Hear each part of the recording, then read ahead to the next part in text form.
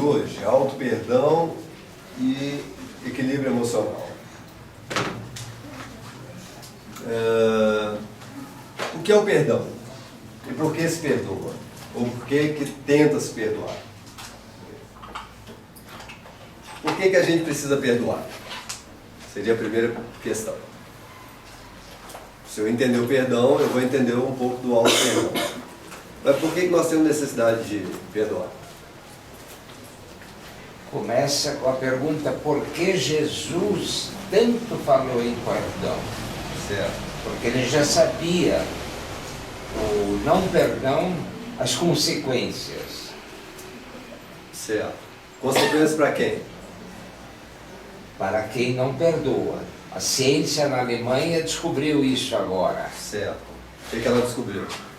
Os cientistas, eles filmam as ondas mentais. Certo. Estão filmando as ondas mentais e descobriram que todo pensamento se materializa, menos o ódio. Certo. O ódio é um pensamento, segundo eles filmaram, o sistema Kirchner, ele é ascendente e crescente. Certo. E o pensamento é energia e tem peso. Chega um momento que ele não tem mais sustentação e desaba sobre quem pensou, afetando os chakras desequilibrados da pessoa, criando derrames súbitos, infartos súbitos, a pessoa não estava sentindo nada. Certo. Câncer, etc. Ok. Câncer, Muito boa a colocação dele, bacana. Não conheço essa pesquisa, mas acredito que se estiverem nessa linha aí está muito bacana. Mas por que Jesus, na colocação dele, que é o que serve para todos nós, é uma indagação, por que Jesus pediria aos apóstolos, às pessoas, para perdoar? Se libertar? Por que ele achava que a gente tinha que perdoar? Primeiro, pessoa que precisa perdoar é porque ela se ofende muito. Entendeu? A necessidade de perdoar é porque eu me ofendo com facilidade. Por exemplo, o ser humano ele tem algumas características. Ele, além de se ofender com muita facilidade, ele guarda as coisas. Nós somos pessoas que guardam. Entenderam? Nós temos uma capacidade de guardar coisas que é incrível. Guardamos o que não precisa. O que precisa guardar, a gente esquece. Mas o que não precisa guardar está lá arquivadinho. Então, por que nós guardamos e por que nós nos magoamos muito? A pessoa que magoa muito, ela magoa muito por quê? Por que nós magoamos muito? Ela deposita muita expectativa no outro. Porque ela espera muito. Se ela espera demais, vai magoar demais. E a pessoa que espera demais é porque ela acha que ela faz. E porque ela faz, ela espera que os outros também tratem da maneira que ela trata. Então ela guarda, ela sente. Mas enquanto a gente não entender essa matemática, enquanto a gente não entender o mecanismo de forma mais profunda, nós vamos continuar guardando, sofrendo. E o problema de guardar as coisas é que quanto mais você guarda aonde? Em você. Aonde em nós? Coração? Certo, se eu guardar no coração então, eu guardo coisa boa ou coisa ruim no coração? Ambas. Ambas. Mas vocês lembram mais das coisas agradáveis da vida ou das desagradáveis? Desagradáveis. Por que a gente guarda mais as desagradáveis e não as agradáveis? Entenderam? E se vai para o coração, o que predomina? A carga boa ou a carga ruim? Carga ruim. Entenderam? Eu preciso entender esse mecanismo. Eu vou raciocinar ele junto com vocês. Por que Jesus falava do perdão? Porque ele sabia que a gente ofendia à toa. Por que ele sabia que a gente ofendia à toa? Uma pessoa que ofende à toa é porque ela é o quê?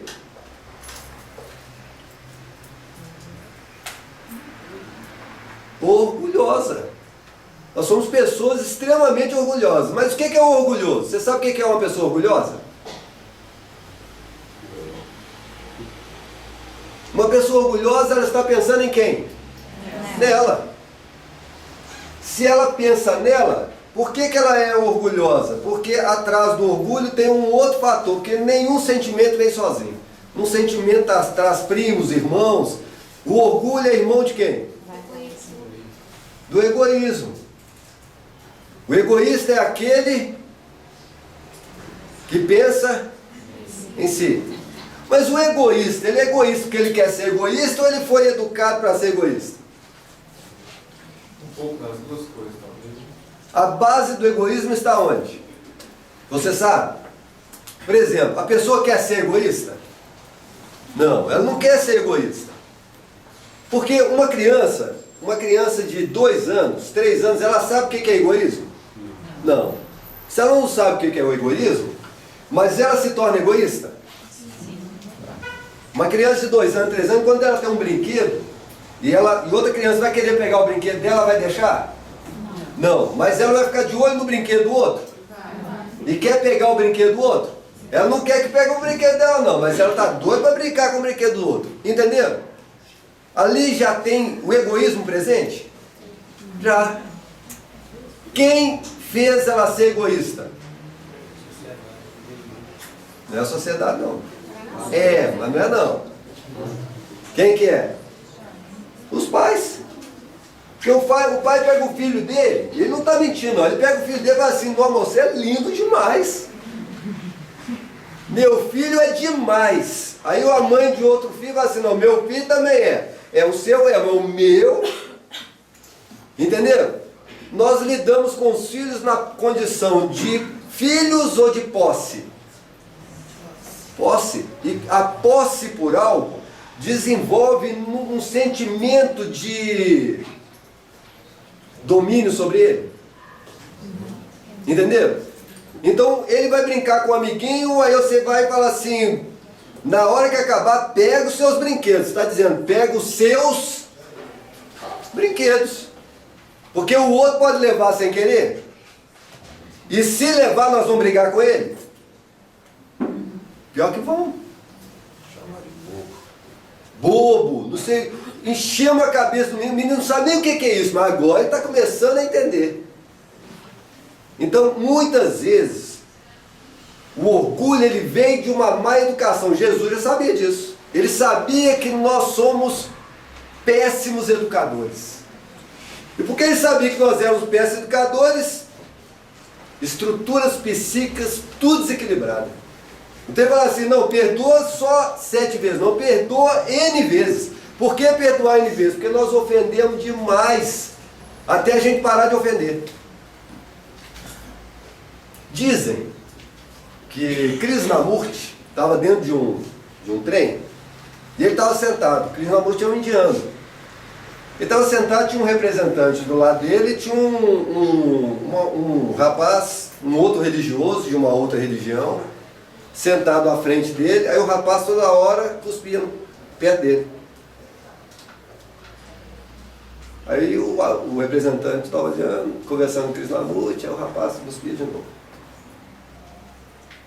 Daqui a pouco o representante não aguentou e falou assim: mas não é possível, você não vai fazer nada não, vou ter que fazer alguma coisa com esse cara. O Krishnamurti olhou para ele: fazer o quê? Com quem? Com ele, está cuspindo aí no seu lado aí. Cuspindo aqui, nem vi. Aqui?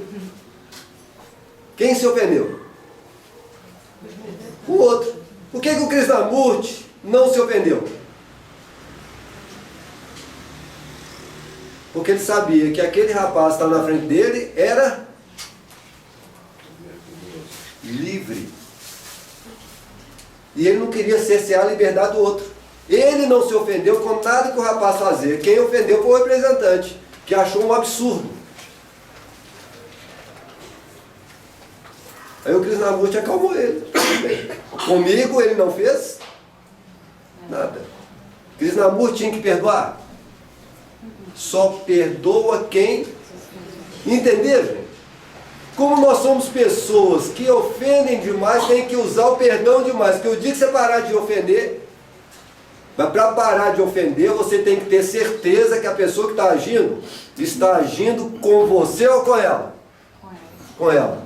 Se ela estiver agindo com ela, quem vai responder pelas atitudes dela? Ela. Mas nós acreditamos nisso? Não.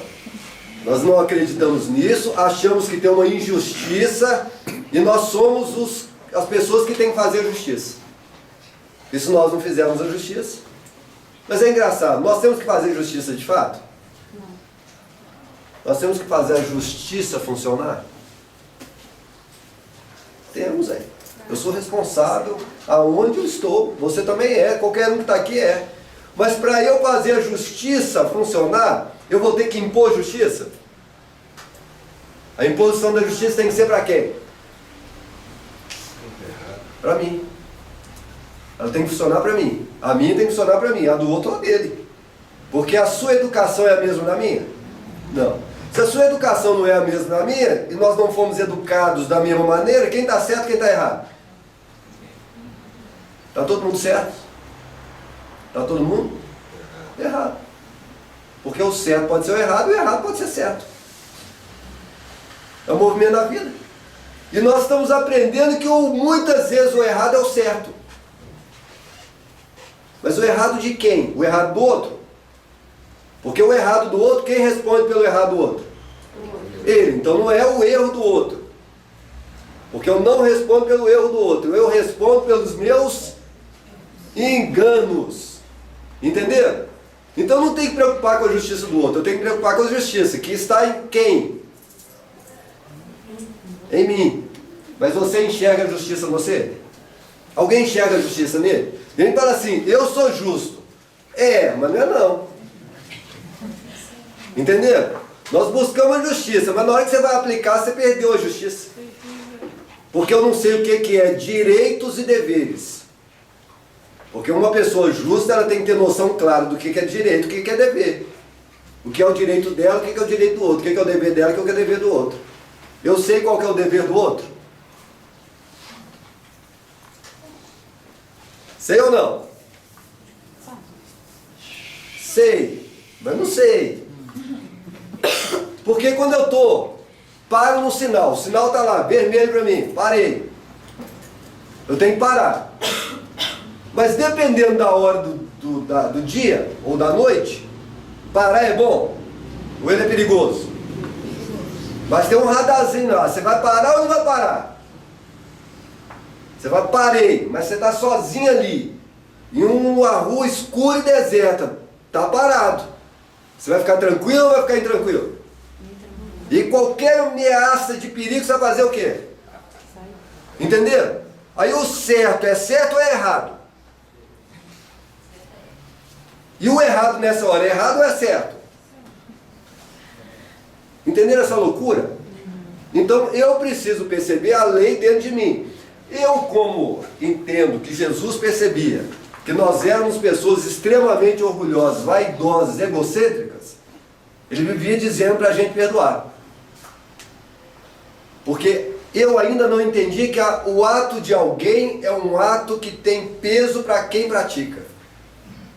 Ele falou dos estados do ódio. O ódio, dentro de uma pesquisa científica, ele não tem sustentação, mas ele tem efeito sobre a pessoa que emite a carga mental daquilo.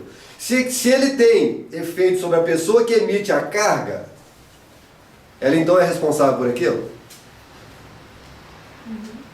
E se ela adoecer, ela adoeceu por quê? Porque sentia um sentimento que, emitido por ela e sustentado por ela, ao voltar para ela, é bom ou é inadequado? Entenderam? Uma coisa inadequada, ela vai gerar efeitos? Vai. Aí eu começo a enxergar. O emissor de uma carga inadequada vai ser responsável por ela. Chega-se no mundo espiritual, nós somos pessoas que vão chegar doentes. Mas nós chegamos no mundo espiritual doente por quê? Porque o desequilíbrio que eu carrego e que vocês carregam, todos que estão aqui, sem exceção, é de que natureza? Os nossos desequilíbrios são de que natureza? Nós já trabalhamos isso aqui. Tem impressão que outras pessoas também já trabalharam com vocês. O meu problema de vocês é porque nós somos descontrolados em qual campo? Emocional. Nós somos desequilibrados. Ou alguém acha que aqui está equilibradíssimo? Porque nós não agimos, nós reagimos aos impulsos emocionais. E é preciso começar a ter uma consciência do campo que move o meu estado emocional. E o campo que move o meu estado emocional está dentro de mim ou ele está fora de mim? Hã? Sempre fora. Sempre fora. Nunca dentro. Por isso que nós somos desequilibrados. Nós respondemos emocionalmente para avaliar depois. Mesmo assim, não avaliamos. Porque nós ficamos presos ao contexto lógico dele e não ao processo de resposta. Alguém fala assim, nossa, eu agi dessa maneira, não devia ter agido assim. Não, não é que você não devia ter agido assim, você não devia ter reagido daquela maneira. Entenderam? E aí eu quero ter um controle sobre isso. Por mais lógica que você use, toda vez que o processo ocorrer, você vai desequilibrar. Porque a natureza dele é emocional, não é lógica. Entenderam, gente? Aí a repetição surge e você cai de novo. Vem a repetição, você cai de novo. Por que você cai toda hora? Porque é uma resposta não racional. Ela é uma resposta emocional. O conteúdo é diferente da lógica. A lógica é para você começar a aprender de que maneira eu posso aprender aquilo que eu não estou aprendendo. Mas é difícil demais. Porque você sabe qual é a próxima resposta emocional que você vai ter. Aí nós vamos começar a entender. Por que que o orgulho está dentro da gente e ele precisa ser trabalhado? Porque se eu trabalhar o orgulho, se eu entender o perdão, porque característica do perdão, para entrar no auto-perdão. Por que que é difícil perdoar? Porque um contexto, quando ele ocorre, você esquece ou você guarda? Ou você grava? Porque a memória, a função da memória é gravar. Memória grava. Tudo que cai para o campo cerebral, ele cai para que eu guarde. Só que tem um detalhe. Os estados da mente são muito profundos. Uma coisa experienciável, quando eu estou experienciando algo, por exemplo, estamos aqui agora. Isso é fato ou é ilusão? Fato. As experiências do aqui e agora, com a realidade do aqui e agora, são registros profundos no meu estado interior. Os meus estados cerebrais vão registrar esse campo A, que é estar aqui experienciando esse momento. Ele vai guardar essas experiências num estado de vivência real. Isso está lá no estado profundo meu e seus. Porque nós estamos aqui. Nós estamos experienciando esse momento? Ok. Agora imagina que eu estou num lugar e penso assim. Eu queria ser um dançarino. Mas eu não quero ser um dançarino qualquer. Eu quero ser um dançarino famoso. Porque um dançarino famoso, quando ele está dançando, ele chama muita atenção. Chama. Ele vai ser valorizado. Vai ganhar dinheiro. Aí eu começo a sonhar. Aí eu me vejo dançando. E em cada lugar fantástico. E vejo pessoas batendo palma. Isso é experiência viva ou eu estou imaginando? A memória dessa imagem que eu crio, ela vai para o mesmo lugar que foi a experiência vivida dentro do real? Não pode, velho. Mas por que não vai? Porque a base dele chama-se ilusão. Ilusão não é realidade. Realidade é realidade, ilusão é ilusão. Então o cérebro vai ter que pegar essa imagem e colocar num plano B e não no plano A. O plano A vai para as estruturas profundas do corpo espiritual, porque a pessoa vai ter que trabalhar e retrabalhar aquilo, querendo ou não, de uma forma ou de outra. E a imagem produzida pelo B, dos meus sonhos, dos meus desejos, não podem ir para o campo profundo. Por que ele não vai para o campo profundo? Porque ele não é experienciável. Para ser experiencial, você vai ter que pegar o microfone e começar a cantar, e eu tenho certeza, na hora que você começar a cantar, nem no karaokê não vai funcionar. Ninguém vai dar conta. Porque a minha voz, a sua voz e provavelmente a voz de todo mundo que está aqui é terrível. Só é boa debaixo do chuveiro, porque tem um barulho da água abafando, porque se não fosse... E tem gente que fala assim, não, minha voz desenvolve na hora que eu estou tomando banho, ela sai com uma maravilha, porque ela está sozinha. Se tiver alguém dentro do banheiro, ninguém aguenta ficar perto, não, sai logo. Entenderam? Porque não é real, porque se fosse real, vocês estariam aonde? Já estavam cantando, já estavam apresentando, e tem gente que tem um talento. E o talento vai aparecer, porque é dele, está nele. E tem esses reality shows, esses shows que descobrem os talentos. Mas é qualquer talento? Não sei nem se a gente num show desse ganharia um abacaxi. É o abacaxi que alguém joga ou o abacaxi de um troféu que, coitado. Entenderam, gente? Então nas estruturas do B, não pode ir para o mesmo lugar do A. A mente, ela faz isso. Os campos de orgulho dentro de mim são registros de experiência, porque, por alguma razão, a pessoa só é orgulhosa porque, primeiro, a educação que veio dos pais. A educação que veio dos pais é egocêntrica. Meu filho, o seu filho. Enquanto a gente vai aprendendo que nós somos educadores, o educador ele tem que preocupar com qualquer criança, porque toda criança é importante. Quando eu estou num lugar e tem uma criança, eu tenho que olhar por essa criança também, porque se acontecer alguma coisa com ela, e eu não fui capaz de fazer nada, eu sou um péssimo educador. Porque eu só olho os meus, não é meu, não quero nem saber. Você responde por isso. Porque quando tem uma criança e você não tem um olhar sobre ela, mas ela tem paz, tudo bem, mas ela está correndo perigo, você está ali do lado e não está fazendo nada. Porque os pais não estão fazendo, então você também não faz. Significa que em relação àquela criança, eu me tornei uma pessoa com qual estado emocional? Se uma criança está brincando de um jeito, que ela está correndo perigo, os pais estão ali distraídos, ou estão olhando, mas não estão percebendo o perigo. E eu notei, eu estou parado e não faço nada, significa que em relação a ela eu estou como? Indiferente.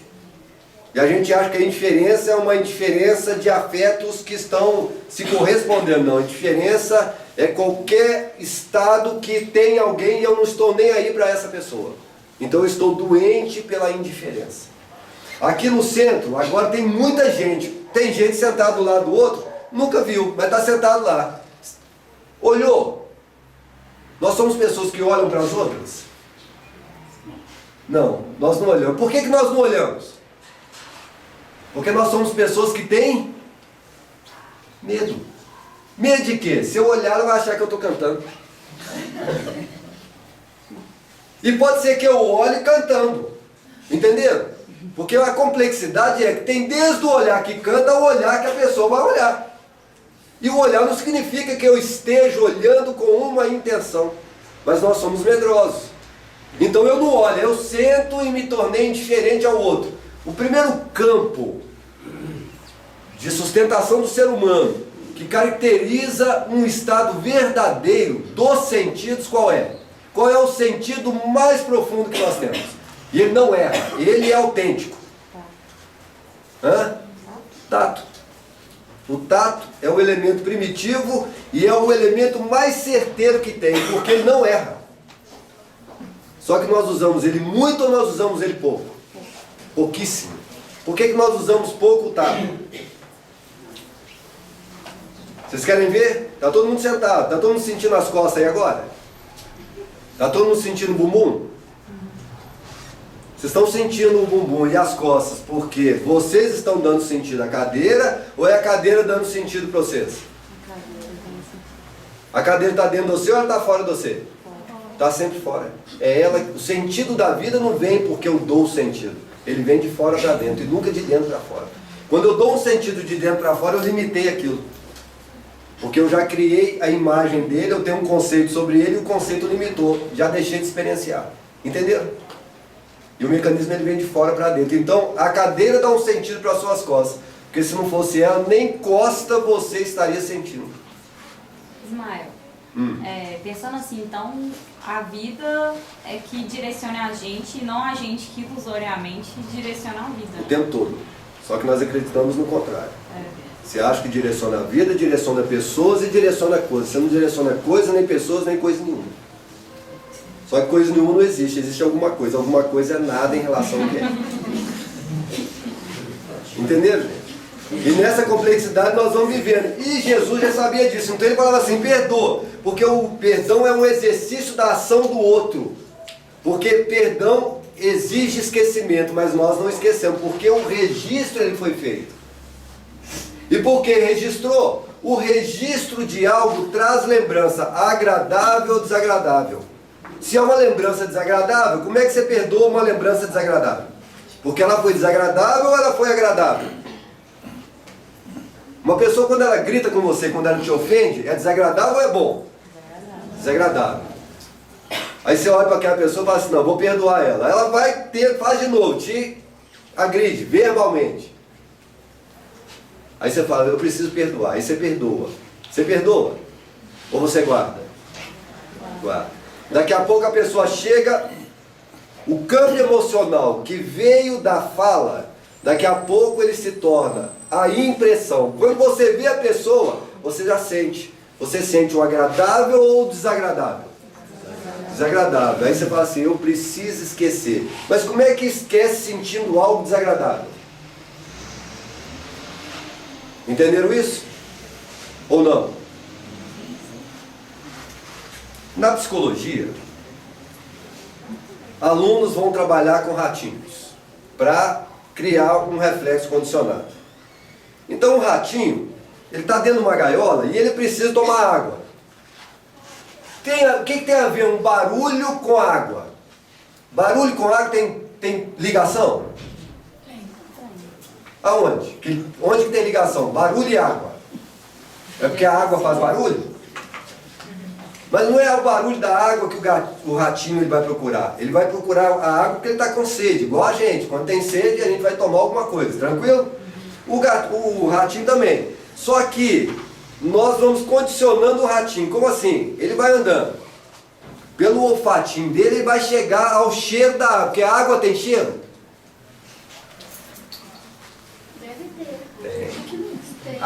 Não tem um elemento material que ele não tenha cheiro. Todo elemento material tem cheiro. Porque cheiro é estado vibratório. O olfato ele funciona por estado vibratório. Só que você não entende que isso é estado vibratório. Porque você sente cheiro. Entenderam? Nós vivemos no mundo das ondas. O cheiro é ondas cerebrais. Ondas vibrando em um nível diferente da onda da visão. Que é diferente do nível da onda da audição. Ondas variadíssimas, e isso os espíritos já sabiam. Então eles lançaram em alguns livros, Mecanismos da Mediunidade, nos domínios da mediunidade, que nós estamos mergulhados no mundo das ondas. Os nossos sentidos são sentidos de ondas. Só que nós não os percebemos em forma de onda, nós percebemos a coisa. Por exemplo, nós tomamos choque. Você não toma choque, é uma corrente elétrica que passa, seu corpo tem eletricidade. Porque o seu corpo tem eletricidade, a eletricidade encontra um caminho e ele vai. Aí nós sentimos dor. Aí você fala, tomei um choque. Não, passou corrente elétrica. Entenderam? Só que nós sentimos a dor. Mas alguém enxerga a eletricidade? Não, não é visível. Mas é visível. Mas não é visível, você não está vendo. Mas é visível, porque são ondas detectáveis. Com aparelhos sofisticados que mostram o movimento ondulatório da eletricidade. Entenderam isso? Só que nós não percebemos. Então vamos lá no ratinho. O ratinho está com sede. Aí a hora que ele chega perto da água, eu faço um barulho. Aí o ratinho sai, toma a aguinha e saiu. Daqui a pouco o ratinho vai procurar água de novo. Eu emito o barulho de novo. Só que na hora que faz barulho, abre uma portinha para ele ver onde está a água e ir lá tomar. Ele vai lá e toma. Daqui a pouco, ele está andando de novo aleatoriamente. Quando ele chega pertinho da água, eu faço o barulho de novo e abro a portinha. Agora ele está tomando. Daqui a pouco eu faço barulho e ele vai direto na água. Aquele barulho que era neutro agora virou o indicador. Que se ele não for na hora do barulho, eu não abro mais. E ele vai ficar com sede. Ele vai começar a associar que barulho e sede é a mesma coisa. Entenderam isso aí? O orgulho, ele funciona assim. Como é que é o orgulho? Você não sabe o que é isso. Mas depois que entrou algo que revela você, que o orgulho, a base dele é o eu. Quem sou eu? Então existe uma diferença do eu e do ego. A pergunta é, quem sou eu? Alguém sabe quem é você? Você já descobriu quem é você? Alguém sabe me dizer em sã consciência quem é ele? Não. Então eu não sei quem sou eu. Agora eu vou perguntar, quem é você, ego? Porque o ego, diferente do eu, ele tem nome. Como é que você se chama? Me dá um nome de alguma pessoa aqui. Você, seu nome. Felipe. Felipe. O Felipe está aqui. O Felipe, é o Felipe ou os pais deram o nome para o Felipe? Foi o Felipe que escolheu ou os pais escolheram? Pode ser que o Felipe, na cabeça dos pais, estava assim, ô, eu vou me chamar Felipe. Porque não tem a escolha do nome. Aí o pai pensa o nome lá, o Felipe, não, esse nome gostei não. Eu quero um outro. Aquele espírito que recebeu um nome estranho é porque ele dormiu na hora. Ele devia estar dormindo. Aí os pais falaram, vou falar esse nome aqui. Ele está dormindo, não viu. Quando ele acordou, já era tarde. Só vai mudar na hora que ele estiver aqui. Porque ele não gosta do nome dele de jeito nenhum. Ele pergunta como é que o pai dele ou a mãe dele aceitou aquele nome. Entenderam? É porque o espírito dormiu. Mas se o espírito está atento, ele não deixa de jeito nenhum. Ele vai falando logo, não, esse não, pelo amor de Deus. Se fosse você ia gostar? Aí a pessoa muda na hora. Entenderam? Porque espírito não é bobo, o espírito é vivo. Então ele sabe. Aí o Felipe está aqui. Quem deu o nome de Felipe para ele? Aí os pais viram para o Felipe e falaram assim, Felipe, você tem que estudar e trabalhar para ser alguém na vida. Engraçado, nasceu já é alguém. O que vai ser na vida eu não sei, mas já está na vida, porque ele é a vida. Então eu aprendo que eu tenho que estudar e trabalhar para ser alguém. Não, eu já sou alguém. Agora, como é que eu vou viver na vida é uma outra questão. Entenderam? Mas alguém nos educa assim? Não. Nos educaram para ser alguém na vida. Aí o Felipe vai ter que estudar. Quando ele estiver estudando, os professores vão estar ensinando ele. É o Felipe que está aprendendo ou os professores estão ensinando? Os professores estão ensinando e ele está aprendendo. Daqui a pouco ele descobre que ele sabe mais do que o professor. E quando ele souber mais do que o professor, porque todo professor tem que ser ultrapassado. Todo professor ele precisa ser ultrapassado, porque se ele não for ultrapassado, ele não deixa o outro crescer. Só há crescimento verdadeiro quando o professor percebe que o aluno é melhor do que ele. Porque agora a educação funcionou. E esse menino vai ensinar alguém que vai ser melhor do que ele. Porque a proposta da educação é tornar pessoas melhores do que aquela que eu sou, ou que eu estou. Porque se eu não acreditar no futuro do Felipe, nós estamos perdidos. Se eu não acreditar no futuro do meu filho, eu estou perdido, porque amanhã eu volto. Eu não posso pensar só no imediato, amanhã eu estou aqui de volta. Se ele não modificar o que eu não consegui modificar, nós estamos perdidos, porque quem vai ter que mudar agora, quem que é? Nós de novo. E se eu não tiver que mudar o que a vida já teria que ter mudado, é um atraso de vida. Porque eu vou ter que fazer aquilo que eu não fiz, ele não fez, nós vamos ter que repetir o ciclo. Significa repetições. Então é importante que o Felipe seja melhor do que eu. Porque a educação dele tem que valer. Se ele não fizer mudança, nós estamos perdidos. Entenderam, gente? Só que nós não sabíamos disso. Aí o Felipe, que acredita que ele chama Felipe e que as coisas que ele identifica é ele, porque aqui na Terra quem tem é.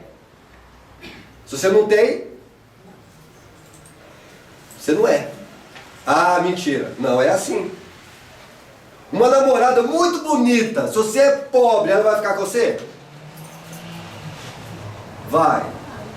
Só se ela for boba. Mas eu não sei se ela é boba. Pode parecer boba, mas pode ser que ela descubra no seu um valor extraordinário. Mas quem é que tem um valor extraordinário pobre? Aqui na Terra dá para nascer. No mundo espiritual tem um tanto. Porque tem gente que é rica e é pobre. Pegar comida para vender, As pessoas se ofendiam, tem que tirar aquele cara de lá, que ele vai vender aquilo lá, ele não precisa. O Chico olhava, não, gente, tá tudo certo. Só o Chico. Ensinando para mim e para você o perdão. Pode deixar, ele está preparando para voltar mendigo. Então ele está na fila pegando, porque na próxima é isso mesmo. Ele precisa acostumar. Porque na próxima, quando ele vier sem, ele já está habituado a pegar fila e pedir. Entenderam? Mas tinha que vir um Chico Xavier para mostrar isso para nós. Então não tem nada errado, está tudo certo. Por isso, perdão. Porque a pessoa não faz comigo, ele faz com ela. Se ele soubesse o que ele faz com ele não faria. Porque ao fazer comigo, não é comigo, é com ele. Porque eu sou ele. Você não é você, você é o outro. Você é o outro que te revela, você é o outro que mostra o tanto que nós não somos nada. Nem fala assim, não, mas você não é espírita. Claro, eu sou espírita, eu sou espírito. Tentando entender o espiritismo, mas eu sei que eu erro pra caramba. Quem revela que eu erro? O outro. As coisas. Quando eu ajo errado, eu estou aprendendo, porque quem sabe? Quem ama? Quem aqui sabe amar? Primeiro, alguém sabe o que é isso? Eu entendo que tudo é amor, mas o amor que nós temos não é amor. É, mas não é mesmo. Entenderam? Aí eu vou falar do perdão. O que é o perdão? Auto-perdão. Ninguém se perdoa. Vai ter que perdoar o outro, porque perdoando o outro você está se perdoando. Alguém me ofendeu? Não, eu já ofendi alguém. Então alguém faz comigo o que eu já fiz. É uma leitura diferente. E se alguém grita comigo que não é bom, é porque eu já gritei demais. E por que eu atraí a pessoa que grita? No mínimo que eu já gritei demais da conta. Aí eu tenho que desenvolver a tolerância com aquela pessoa. Porque se eu tiver a tolerância com ela, eu estou desenvolvendo algo em mim que eu nunca exercitei. Então o namorado, a namorada, o marido, a mulher que apresenta os desafios existenciais para nós, é ela e é ele que você tem que trabalhar. Porque trabalhar com ela e trabalhar com ele não é trabalhar com ela, é trabalhar com você. Mas meu marido não tem paciência para nada, é porque você era impaciente ontem. Então trabalhe a não paciência dele, tornando-se mais paciente com ele. Agora é fácil. Você quer ser paciente com o impaciente. Aí você fala, calma, ele olha para você, calma. Aí você olha para ele, então já não estou calmo. Aí começa a discussão, aí ele revela, tá bravo, hein? Porque nós acreditamos que nós não somos pessoas bravas. Somos demais da conta, tentando educar. E o outro é a prova direta que você precisa realizar. Porque eu não sou eu sou o que acontece comigo. Isso o tempo todo. E não tem ninguém pronto aqui. Aqui não tem espírito evoluído. São espíritos da evolução. Aqui não tem espírito moralmente equilibrado, tem espírito tentando equilibrar. Só que nós fazemos a tentativa de equilíbrio de maneira equivocada, porque eu tenho que ficar calmo. Aí eu descobri lá na yoga, lá que se eu respirar, eu fico numa calma. Bom, você fica calmo, mas não significa que você está calmo. Ou está, mas não é. Porque quem mostra que eu não sou calmo é o outro. Quando o outro chega e faz alguma coisa que eu não gosto, aí eu saio da calma. Aí ele foi capaz de revelar o tanto que eu não tenho calma ainda. Entenderam? E o tanto que eu preciso melhorar. Porque não tem ninguém pronto. Existe um processo chamado evolução. Aí o auto-perdão. Por que você tem que perdoar o outro? Perdoar o outro. Para perdoar-se. Quando você também grita. Às vezes nós temos que pedir desculpa para o outro. Eu falo isso, mas eu tenho dificuldade de pedir desculpa. Ok, gente? Isso é difícil demais. Eu tenho que pedir desculpa ao outro porque gritei com ele. Ele gritou e eu gritei. Quando eu gritei, eu tenho que pedir desculpa, porque eu não preciso gritar, eu só preciso falar. Mas o seu ponto de vista estava errado? Não sei. Tem que avaliar. Pode ser que não. Mas eu não estou pedindo desculpa pelo meu ponto de vista. Estou pedindo desculpa porque eu gritei. Entenderam? Nós não fazemos isso. Porque nós não reconhecemos. Nós não percebemos que tratar o outro melhor não é tratar o outro melhor. É tratar quem? A si mesmo. Você está conseguindo fazer algo com alguém que você nunca fez. Então elogiar, eu não acho que o elogio vai ser a resposta, mas dar um bom dia, dar um muito obrigado, por favor. Não tem uns textinhos assim, se você pedir por favor, um obrigado, já não melhora tantas coisas. Mas nós somos impositivos, faça isso. Eu gosto assim, não, eu gostaria que fosse assim. Alguém está pintando sua casa, não, mas você trabalha mal, hein? Você não pode falar isso com o outro, porque se você falar isso com o outro, você está ofendendo o outro, porque ele está trabalhando. Aí o cara fala, mas trabalhar mal como? Não, está muito mal feito. Não, eu estou achando que aqui nós podemos melhorar. Melhorou a colocação? Passei a respeitar um pouco mais o trabalho do outro, porque o outro está trabalhando.